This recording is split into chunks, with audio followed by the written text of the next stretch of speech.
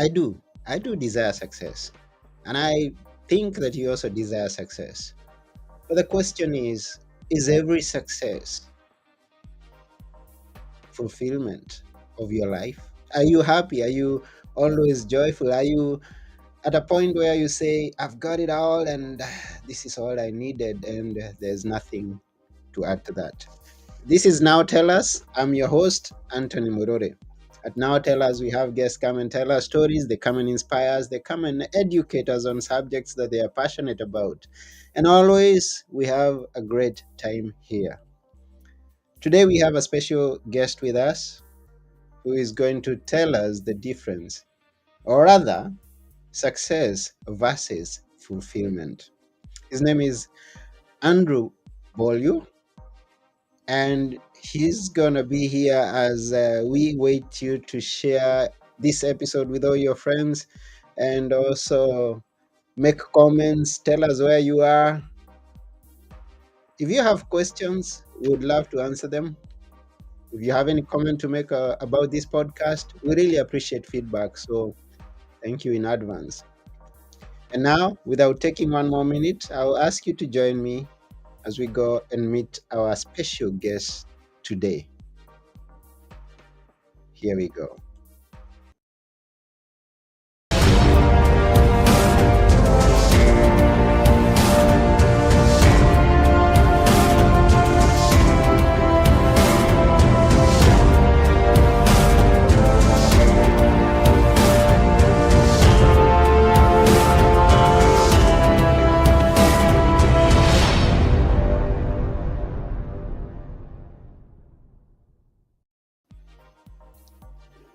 Hi, Andrew. Hey, Anthony, how are you? I'm good. How are you? I'm doing great, thanks. Excited to be here. Wonderful. We are excited to have you here. It's, it's an honor. It is. Thank you. Thank you. I appreciate it. Yes, and we are always curious to know from which part of the world we are connecting with people. I am calling today from Montreal, Quebec, Canada.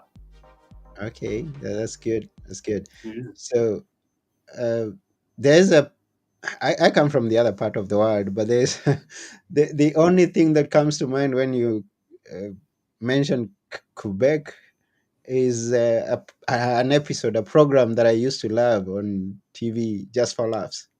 Yeah, we're definitely known for that. It's great. You are known for that. How is it still ongoing, or is it? Absolutely. Every summer there's a festival here in Montreal. I think it's in the month of July, and I've had the pleasure of going a few times. I don't go as often as I probably should to support Montreal, but summer here in Montreal is a festival after festival, and Just for Laughs is one of the great ones. Okay, now that sounds like a very fun place to be. It is. I Uh, suggest anyone, if they can, come in the summer months. We have a very short summer of 2 months, but of really nice weather, anyways. But other than that, it's a beautiful place to be. Multicultural, great food, great nightlife. Montreal is a great city. but I guess I need to have a heavy wallet.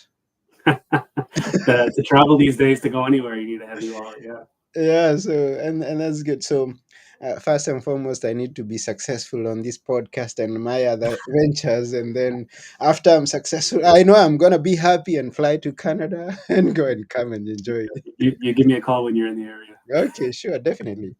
Now, we are here, and is this where you were born, or did you move there? No, born and raised in Montreal. Yeah. Okay. And how was it while you were growing up? Well, so as you could tell, my mother tongue is English. I'm not a francophone by nature, even though my last name is French Canadian. My dad is French Canadian. My mom's from England.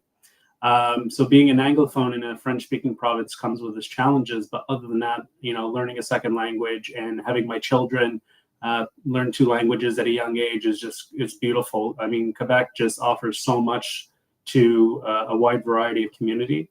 I have no complaints. Yeah, I love Montreal and I love being a Canadian, and uh, I, I'm proud to say I'm from here. And some of us coming from different parts of the world where there's not that much fun, there is not that much abundance, so to say. Mm. Because I know there are many people who we are connected to that hear of such such things that you explained, that you tell us, and they are like, oh, that must be living in heaven, or that Mm. must be a very. How was it? Were you success? Were you born in a rich family? Were you? How was it in your family? So I'm the youngest of four. Mm-hmm. Um, there's about a 7 year difference between my oldest brother and myself. I have a sister and a brother in the middle as well. So my father, when we were born, we were not well off. But my father was an entrepreneur. He started his own company, and throughout the years, he started to gain some wealth. So my father is wealthy. That wasn't our roots. I remember going through school wearing hand me downs of my oldest brother. So went from my oldest brother to my middle brother down to me. So by the time it got to me, it had some holes in the knees and and was barely fitting. Mm-hmm. So I remember that being my experiences in elementary. As I went through high school, things got a little bit better. I would say we never went without. And by the time I got to college, my father's company was successful. Right after college, I went and joined the family business, and you know what, I was able to earn a good living doing that in my 16 years that I was there. So I'd say we did have success. We did have wealth. You know, I'm proud to say I'm able to provide a nice lifestyle for my family. What did you take in college? I went and studied social sciences, And what was your father's business that you went into? general contracting, so construction. We did the interior fit ups of retail spaces, office spaces, just commercial spaces throughout Canada. So we covered coast to coast. I never wanted to work in construction, to be quite honest with you, Anthony. Actually, I resented construction because growing up, my father was always working, Mm-hmm. and so I associated construction with my father not being present in the household. But after college, I didn't know what I wanted to do with my social sciences degree. I didn't want to go to university and spend years hopping from program to program trying to figure out what it is I wanted to be when I grew up. Mm-hmm. So I fell into the family business thinking this will be part time. I'll do this for a summer, earn some money, be able to go out with my friends. And I was there for 16 years. And in the last 4 years while I was there, I was actually the owner operator. My father took his retirement in 2019. And my two brothers also worked in the company. So me and my two brothers took over my father's 50% of the business, and they became owners of the same company that I didn't want to be a part of when I was growing up. And what's that success like? Now, in the beginning we talked about festivals and things. What's that success like? If you can give us a picture, you're living in a mansion, you're driving the latest car, or to what level of success are you? Not a mansion. I live in a nice 2 story house with a garage, an attached garage, a 4 bedroom house with a finished basement. I have 8,000 square feet property. So we have plenty of. We live off north of the island of Montreal. On the island, you have no property. Everything's glued together, as you can imagine. Mm-hmm. But off the island, you can actually have access to some abundance in terms of land. So we have 8,000 square feet property. We have quite a nice house in a new area. Our house was built in 2011, so it's fairly new, as you can imagine. And but you know what? Success is success for me. That my definition of success has changed over the past 4 years. Mm-hmm. Tell us how. Success for me now is something outward. It's outward. You have a nice car, you have a nice house, you're able to go on the nicest vacations a couple times a year if you're lucky. You're able to travel, which, as we know, is not cheap these days. Maybe you have a cottage. You know, success is all these things that you're able to provide for your family, which are all great, but they're all outwards. It's to show everyone else that you've made it. Mm-hmm. And we like to show off our nice clothes. We like to show off our nice watches and our vehicles. Yeah. But success, although from a traditional metric, is providing for your family, right? If you're successful, you're able to put a house over their heads, food on the table, and clothes on their back. And by all means, I'm able to do that. But success isn't everything. Mm-hmm. Success, like I said, are all these material items. It doesn't talk about, are you happy? Doesn't talk about, are you present in the moment with your family and your friends? Are you there for all the small things rather than just the big things? You know, in 2019, before the pandemic, I would come home and I would see my kids primarily on the weekends. My children are 8 and 6. Actually, it's my daughter's birthday today. She just turned 8. So happy Well, birthday to her. happy birthday. So eight and 6. So go back, 4 years, 4 and 2. Mm-hmm. Um, I was seeing them primarily on weekends because I was leaving early in the morning and I was coming home late at night and they were in bed. You know, I never saw them during the week. Mm-hmm. I was providing for them. I was successful, but I wasn't fulfilled. I Mm. wasn't spending time with my children. I wasn't seeing the evolution of them on a day-to-day basis. Mm-hmm. And so when the pandemic happened, and as horrible as it was, it brought me home. It brought me back into my living space where I was confined. And then I got to have breakfast, lunch, and supper with my family. I got to be there for story time at night and help them with the bedtime routines. I got to teach my daughter how to ride her bike, and it wasn't the result of her riding her bike that made me happy. It was seeing Mm-hmm. her fall 100 times, get back up, brush herself off, and that determination, that resilience, that growth that she's like, I'm gonna do this. Mm-hmm. That was fulfillment for me. The Mm-hmm. success was riding the bike, Yeah. showing everyone that you can ride a bike. I was successful. Mm-hmm. The fulfillment was the process. Mm. It's beautiful. And Mm-hmm. and so that for me is my definition now of success, is saying success is for everyone else. Mm. Yes, it's an essential to provide for your family. I'm not saying that's not important, but the level of fulfillment of seeing your family eat and seeing them warm and seeing them dry, that's fulfillment. Success, you don't need the big house and the nice car and the nice clothes to do that. Mm. I like two things that you pointed out there. And one of them is that although the pandemic was not good overall, I mean, a lot of people lost their loved ones, and Mm. a lot of businesses closed, and things were not going on well. But then we have that positive thing to pick, that the pandemic brought you home to your family, where you now felt fulfilled by what you are experiencing in the family. Because if many of us would look at the pandemic as a very negative thing overall, and will Yeah. not pick the positive things are there. And not only the pandemic, but many things that we go through, there is always that positive side to it.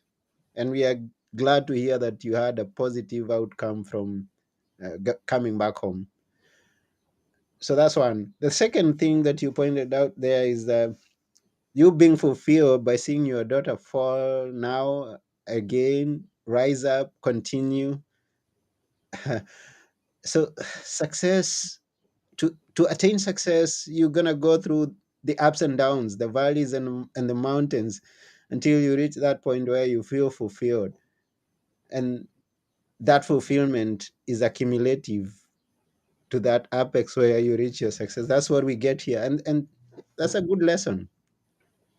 Yeah, success is the result, right? So it's you've heard the cliche or the expression, if you do what you love, if you're happy in what you're doing, you will be successful. Mm-hmm. Because successful is the destination, and the destination you never really achieve, right? The destination never ends. Life is a long, long journey until the day we die. Mm-hmm. And so success, you can have bits of success, but it's really something, an always moving target. You should always be chasing it in doing what you love, in doing the things that bring you energy. And that's huge, right? When you talk about fulfillment, it's not just about being happy, it's about being energized. Am I feeling motivated? Am I feeling excited to go to sleep on Sunday, to wake up Monday, to go do what I do? You were talking to me a bit earlier about how much you love doing podcasts, your 300th episode or something of that nature. And it's like, that's incredible. You get energy from doing it. You're doing it for fun because it gives you some sort of fulfillment and Mm-hmm. connection to others. Success will come Mm-hmm. if you do what you love. Mm. And it really is a journey of just the next step. Take the next step. My daughter, it's a great analogy, but it was honestly such a proud moment for me, is just get back up, dust yourself up, and get back on that bike. Show your character, let your character grow, and falling down is normal. We're all going to fall down. You Yeah, just got to keep getting back up. sure.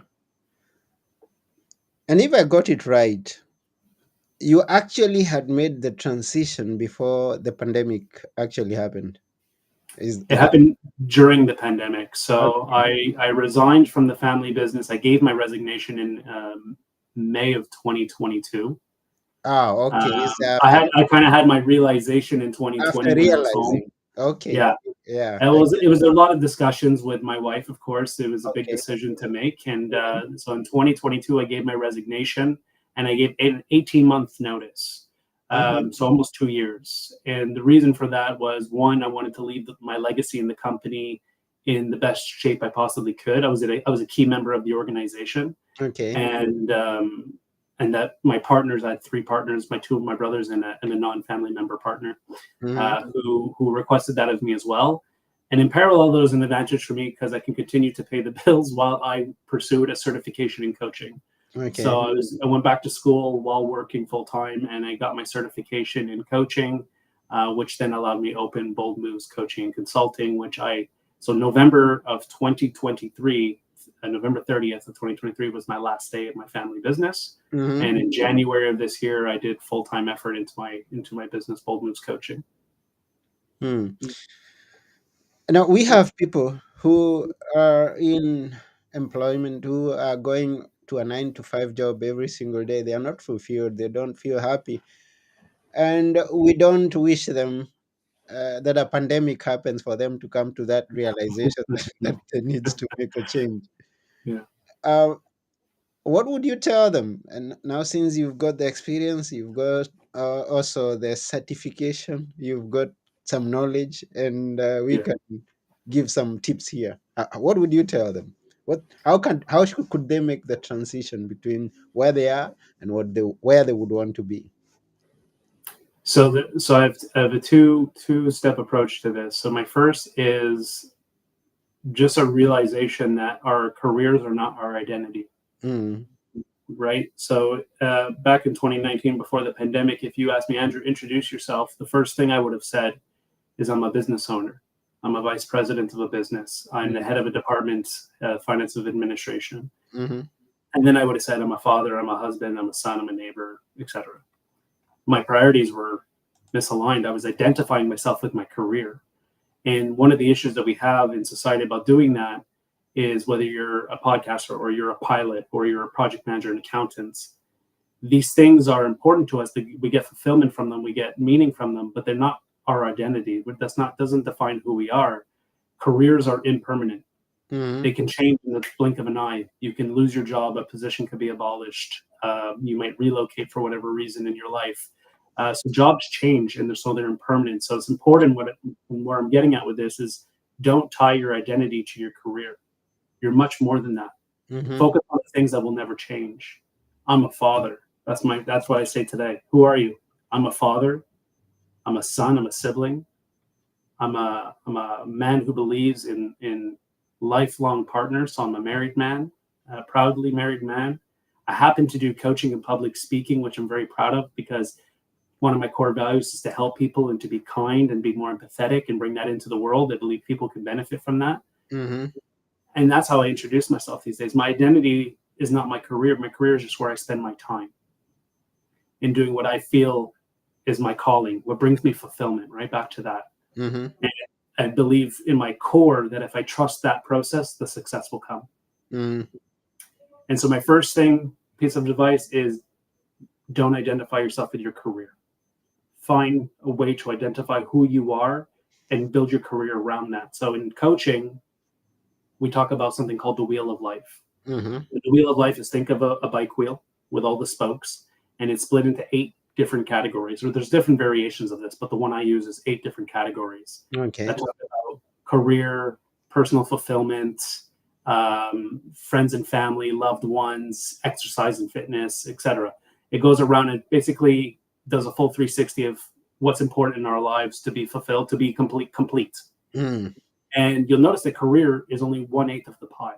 mm-hmm, Yes, we spend a third of our life at work. And yes, we spend half of our waking hours, Monday to Friday, most of us, at work.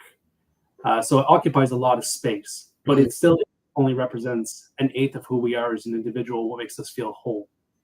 So when you're looking at your career, how does your career influence the other categories of your life? How does your career influence your relationships, mm-hmm, romantic relationships, your friendships? How does your career influence your personal development, your continuous growth mindset? How does it influence your health? And so when you're looking at your career, don't just look at it as this pays my bills and this allows me to live and put food on the table. How does this service me? How does my career serve me into being whole? mm, And you might find that it's not. A lot of people, at least in the people I know here in North America, in Montreal, Toronto, we devote so much of our effort and time into, as I was doing pre-pandemic, so much of our time into our careers, we're neglecting the other areas of our life. Mm-hmm. And the long-term consequences of that don't lead to fulfillment and do not lead to success, because success without the other components is not success. Success with just monetary value is nothing. You Mm-hmm. can't buy friendships, you can't buy romance, you can't buy health, you can't buy personal development, you can't buy, a lot of these other components of our lives. Mm-hmm. So focus on your career as a monetary value. I know it's an essential evil. We all have to earn money to live, but there's a certain point where you're sacrificing too much for your career. So Mm-hmm. to summarize, the first thing is don't let your career identify yourself. Figure out how you identify yourself outside your career and then build your career around that. And the second thing is look at your whole wheel of life. And this is something easily found on the internet. If you just Google it in, there's many variations there. Look at the wheel of life and then say, how does my career influence my other areas of my life? And once you have the answer to this, you'll know whether where you currently are is in service of you or not. Mm-hmm. Look at the wheel of life and identify where you are, what's lacking, and what you could do about it. Um, so we get it that you're just a few months into the coaching, and how is it going? Just to be curious. Well, so I've been coaching for basically 2 years now. So I Oh, have, okay. um, um, I Oh, was doing, you I were was doing coaching before you moved. You were, correct. Yes, yes, yeah. yes. Okay, yeah. Yeah, so I Mhm. was building the practice while I was still working full time. So I was essentially doing both. Yeah. And then it came to a tipping point where I was able to now make this my full time effort. But to answer your question, it's going very well. First thing I'll say is I'm having fun. Mm-hmm. And it's rare that someone can say when they're doing working that it doesn't feel like work, it feels fun. I'm enjoying myself. I'm meeting new people. I'm building connections that I would have never made otherwise if I never made this move all over the world. Mm-hmm. I'm dipped into a whole new creative part of my brain. I was working in construction, obviously. My specific role was head of finance and administration, Mm-hmm. which is not my background, by the way. As I told you, I have a deck in social sciences. So I Yeah. learned it with experience, hands on. Mm-hmm. And now I'm dipping into so much more creative aspects of my brain. And I just feel myself growing every day, and I'm learning and I'm enjoying myself and I'm energized. I feel excited to get up and sit here and work or go out and meet people. Later this week, I'm going to Boston just to meet and do a conferencing event and networking event. And I'm so excited just to go meet new people. And I think I think we undervalue that connections with other people because you never know where those conversations are going to go. You Mm-hmm. never know what they're going to bring to you, whether it be a friendship, whether it just be someone who gives you some knowledge, some direction in life, or maybe just a good conversation in the moment that makes, hey, that was really fun. Mm-hmm. Um, we undervalue connections way too much, I think. They are good. Their connections are great things to have, and just like we are having this conversation, and as people are watching, they bring people close together. They can, as you say, you never know where it ends up. Now I'm imagining that we have several phases of life. You're in college, you do sciences, you go on to head a company, and in the midst of the company then you come into coaching. Now this is where you have found yourself, and I'm curious to know what your what was your as far as back as you can remember, what was your biggest dream to be what before you were in college, before you Yeah, the childhood dream, right? childhood dream, yeah. When I was younger, I really struggled with that. If I'm honest with you, Anthony, I didn't have a passion growing up. I didn't know what that was for me, which is why I went to social sciences because I didn't apply myself in high school to get the grades to go into more advanced programs in college. Okay. So social science is kind of like an entry program, if I'm being honest. It's not Mm-hmm. something that I flashed around, Mm-hmm. but I saw it through. And then I didn't go to university because I didn't know what I wanted to do. I didn't know what I wanted to be when I grew up. I didn't have a calling, a passion, or at least I didn't know what that was at the time. And it was only through working in my family business that I really learned that I loved working with people. I was in a management position. I started at 20. I was in a management position by 23. And the Mhm. people that I was managing were twice my age. And I quickly learned and adopted a servant leadership style where I put myself in service of my employees at all times. Not only my employees, my subcontractors, and my clients. Mhm. And I thrived in that. I really enjoyed it. It gave me energy.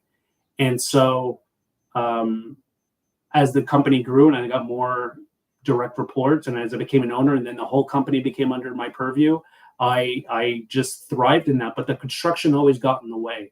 The deliverable of handing over a construction site and a project always came in conflict with what was important to me, which was helping our employees. Mm. And so for me, there was a friction point there. And because I had three other partners who we weren't necessarily aligned in that vision, Mhm. um, I felt that was a crossroad for me and said, okay, so how can I take what I love most, extract it from the company, and make it my full time effort? And I had a life coach. The company had gotten me a life coach back in 2017. So Mm. I had a little bit of a feel of what that individual did for me, that influence that she had on me to help me. She didn't teach me things that didn't, she unlocked things that was within me. I Yeah. had the potential and she brought it to the surface. She kind of gave me the flambe of confidence that I needed to step into my own person. And when I was thinking of leaving the family business, I wasn't sure it was going to be coaching. I had no clue actually. I Mhm. said, I'm leaving the family business. Now what? And I called my coach back and I said, I don't know what to do. And it was during a conversation much like this one that I said, hey, what if I did what you do? What if I gave that a try? And Mm. we thought about it for a second. We said, yeah, that might work. You have the personality for it. You have the character for it. So I actually went to a career counselor after her, who puts you through a bunch of psychometric evaluations to see what your likes and dislikes are, what your values are, and they kind of come up with these potential career directions for you. Mhm. And coaching was actually number two on my list. Mm. So I had a thought of coaching, and then I did this evaluation, and coaching came as a top answer. So I said, I'm going to give it a try. And for the first time in my life, I'm going to go down a path that is unpaved for me. I have no idea where this is going to bring me in life, and that's okay. It's scary, but that's how I know I'm leaning into the right thing, because it's the things that scare us that we should run towards. Mm. And I said, if it's not coaching, it'll be something else, but at least I'm going to cross this off my list. I just happen to really like it. I Mm. love it. Mhm. Like, I love it. And it's actually opened up other doors for me already. And so it just shows you that we don't know what tomorrow holds. You just have Yeah. to take that step. Sure. Sure. What's your most ideal person that you could look for to coach? So bold moves, a lot of people associate that with big flamboyant changes, like a career transition is a bold move. And it is, Yeah. but that's really the presentation of the bold move. The bold move is all the small steps you take before that. Mhm. That bold move is being able to say no to someone when you're typically a pleaser who says yes. A bold move is setting up boundaries when you don't know how to do so and you're always sacrificing your own well being for other people. Mm. These are all small steps of bold moves that lead up to a nice display, something bigger. Leaving a relationship, leaving an employer, relocating from one side of the world to the other. These are all the displays of all the small, bold moves that happened prior. My ideal client is someone who's willing to say yes to do those small steps. Someone who's recognized they're at a point in their life where they can't keep going the way they're going. They want to change something and they don't know how. They're feeling stuck. They're feeling alone. They don't have the right community of support and encouragement. I want to be that person for them. I want to be part of their story. I want to be part of their community. And I don't want it to stop at the time that we're done working with each other and you've made that big display of what you're doing. I want to be part of your story for the rest of your life. I Mm. want to, I want to be, I did this to build connections and build community. I had the money, I had the success. I'm looking for fulfillment, and I get fulfillment from connecting with people. So I Mm. want to be part of your transition. I want to help you make those small, bold moves. And I want to stay in touch, and I want to build friendships, and I want to build a community. Well, that's beautiful. Very beautiful. So, how do people get to contact you? The best way, well, there's two ways they can do it. They can go through my website, www.boldmovescoaching.ca. You'll see it there Mhm. on the screen. On there, there's a landing page where you can contact me directly from the website, or you can contact me on LinkedIn under Andrew Beaulieu. I'm there. Connect with me, follow me, message me. Please reach out. Don't be shy. I'd like to set up a conversation. There's no obligations. Let's just have a conversation and see if we have a good connection. And that doesn't necessarily mean in a transactional aspect either. That just means let's see if we if our characters jive. Yeah, we never know what lies ahead. No. The thing is to connect and find out. Yes. Yes, and to everyone who's listening to us or watching us, we really thank you for taking your time and being here. And we believe that you are going to head over to uh, boldmovescoaching.ca and connect with Andrew uh, Bolu. What does that name come from? It's French Canadian. I apologize.